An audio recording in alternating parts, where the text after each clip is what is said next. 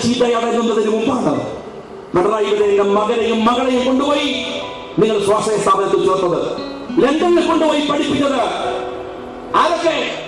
ഞാൻ ഈ അടുത്ത കഴിഞ്ഞ നിയമസഭയിൽ എന്റെ നിയോജക മണ്ഡലത്തില് ഒരു BJP-കാരൻ CPM-കാർ വെട്ടിക്കൊന്നു, വീട്ടിൽ കയറി അച്ഛനെയും അമ്മയൊക്കെ. അതിന്റെ പിറ്റേ ദിവസം നിയമസഭയിൽ മറ്റൊരു പ്രശ്നം കൊണ്ടുവന്നു ആരിഫ് MLA. എന്താണ്? ഒരു കഞ്ചാവ് കേസിലെ തർക്കത്തിനിടയിൽ ഒരു CPM-കാരൻ കൊല്ലപ്പെട്ടു. ഭയങ്കര പ്രശ്നം.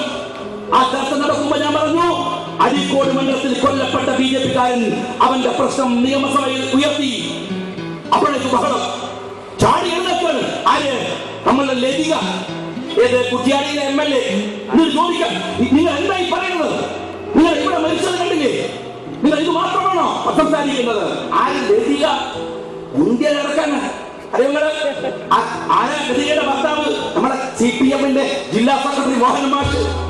തൽക്കാലം CBI എന്ന അന്വേഷണ ഉദ്യോഗസ്ഥന് പറ്റിയ കൈപ്പടയുടെ ജുഡീഷ്യറിയിൽ നിന്ന് വന്നുപോയ എന്തോ ഒരു ധാരണയുടെ പെശകിന്റെ പേരിൽ രക്ഷപ്പെട്ടു നിൽക്കുന്ന ചന്ദ്രശേഖരൻ കൊലക്കേസിലെ പ്രതി. അതിന്റെ പേരിൽ ജയിലിൽ കിടന്നാണ്, അല്ലെ? അതിന്റെ പേരിൽ ജയിലിൽ കിടന്നാണ്. അതാണ് CPM-ന്റെ നേതാവ്. ആ നേതാവ് ഭർത്താവ്. എങ്ങനെ അവസാനം? ഇവരല്ലെങ്കിൽ തന്നെ വമ്പിച്ചവടായ നമ്മൾ കേട്ടാലും ചോദിച്ചാലുക നീതി കയറിയ ഭർത്താവിനെ ഉള്ളൂ. ഓനമാശ പോലെ കേട്ടില്ല. സാക്ഷികളുടെ പട്ടിക പറയുമ്പോ എന്താണ് അവസാനം? വെറുതെ വിട്ടവര് ആദ്യം ഒരു പട്ടിക എടുത്തു, അവരെ ശിക്ഷിച്ചു. രണ്ടാമത്തെ പട്ടിക ഓനമാശാൻ എടുക്കാൻ നേരം കിട്ടില്ല, അപ്പോഴത്തേക്ക് കൂടും.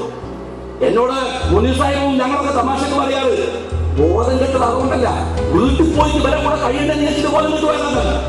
അജാതിയാണ് ആ സാധനങ്ങള്. ഒരു മകൻ ജയിലായി ദിവസങ്ങൾക്ക് മുമ്പ്. എന്തിന്? ഒരു മനുഷ്യനെ അടിച്ചിട്ട് കൊല്ലാനാക്കിയത്. ലതികല്ലെന്ന് ഞങ്ങളോട് പറയും, മനുഷ്യത്വം പഠിപ്പിക്കാൻ ലീഗിനെ. ലതികക്ക് അങ്ങനെയല്ലേ? മക്കൾ കുത്തിയ കുമ്പളം മറക്കൂലേ? നിങ്ങളല്ലേ പഠിപ്പിക്കുന്നത് സ്വന്തം മക്കളെ? ഈ ജയരാജൻ മാത്രം ഇന്ന് ആശുപത്രിയിൽ കിടക്കുന്നെങ്കിൽ ജയരാജന്റെ ഒരു മകന്റെ കൈപ്പത്തിയില്ല, ബോംബിന്റെ അമ്മ പൊട്ടിയതാണ്.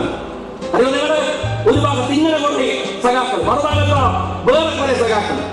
അതായത് ഒന്ന് പറഞ്ഞാൽ മോൻ ലണ്ടനില്, മോൾ അമേരിക്കയിൽ വേറെടക്കോ. അങ്ങനെയാണ്. വേറെ നമ്മുടെ പിണറായി സഖാവ്, കൊടിയേരി സഖാവ്, രണ്ട് പുലിപോലത്തെ മക്കളുണ്ട്. തമ്പിന്റെ കച്ചവടക്കാര് ഏർപ്പാട്. ഇറങ്ങാത്ത സരിതയുടെ കേസറ്റ് തെരഞ്ഞിട്ട് കോയമ്പത്തൂർ ബാക്ക് പോയവര് സ്വന്തം മോന്റെ കേസറ്റ് ഇറങ്ങിയ വിവരം കൊടിയേരി അറിയായിരുന്നു. അതുകൊണ്ട് യൂട്യൂബിൽ തട്ടിയ മതി. നല്ല മക്കള്. 5 കൊല്ലം ഉമ്മൻചാണ്ടിക്കെതിരെ നിങ്ങൾ സമരം ചെയ്തു. എന്താണോ പൊളിഞ്ഞത്? എന്താ പൊളിഞ്ഞത്? അതേ നടക്ക് പൊളിഞ്ഞത് വേറൊന്നുമല്ല. സമരം നടത്തുന്നത് ഈ നാട്ടിലെ കല്ലായിക സഖാക്കൾ, പാവപ്പെട്ടവർ. ഈ സാധുക്കൾ വേണം സമരം നടത്താൻ പോകാൻ. 5 കൊല്ലം നടത്തിയ സമരത്തിനിടയിൽ എപ്പോഴെങ്കിലും പിണറായിയുടെ മകൻ വിവേക് കിരൺ ഒരു സമരത്തിൽ ഇന്ദിരാവ് വിളിച്ച് നിങ്ങളുടെ കൂടെ വന്നോ? കൊടിയേരിയുടെ 2 പുലിപോലത്തെ മക്കൾ വന്നോ? തോമസ് മോമെന്നോ? ദേവിയുടെ മോമെന്നോ? ശിവനന്ദിന്റെ മോമെന്നോ? ഒരുത്തരം വന്നില്ല. ഒരു മോമെന്നോ? ഒരുത്തരം വന്നില്ല. ആരും വന്നില്ല. കാര്യം എന്താണ്? ഒക്കെ ലണ്ടനിലും അമേരിക്കയിലും ദുബൈയിലും ഒക്കെയാണ്. അവിടെ സുഖവാസ കേന്ദ്രങ്ങളിലാണ് മക്കള്. ഇവിടുന്ന് കത്ത് അങ്ങോട്ട് വിടുക. 360 കോടിയൊക്കെ എത്ര കാലം തിന്നണം? എന്റെ സഹോദരന്മാരെ, എങ്ങനെയാ മക്കളൊക്കെ വരും? ഇതൊക്കെ തീർന്നിട്ടല്ലേ വരാൻ പറ്റൂ. ഭയങ്കര ഉണ്ടാവും. ഉറപ്പിച്ചോ നിങ്ങള്. നിങ്ങൾക്ക് എങ്ങാനും മരണം കിട്ടിയാൽ, സാധ്യത തീരയില്ലെങ്കിലും ഒന്ന് സങ്കല്പിച്ചു നോക്ക്.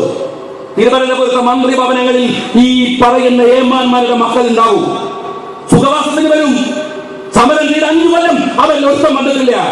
സമരം പോയ 5 കൊല്ലം അവനിൽ ഒരുത്തന്റെ വിയർപ്പും ഈ മണ്ണിൽ ചിന്തിട്ടില്ല. എന്നാൽ ഭരണമെങ്ങാനും നിങ്ങൾക്ക് കിട്ടിയാൽ ആസ്വദിക്കാൻ ഈ പറയുന്ന സുജായികളുടെ മക്കളൊക്കെ വരും. ഈ നാട്ടിലെ പാവപ്പെട്ട സഖാക്കളാണ്. അവരുടെ ധാരണകളെയാണ് നിങ്ങൾ പിഴപ്പിക്കുന്നത്.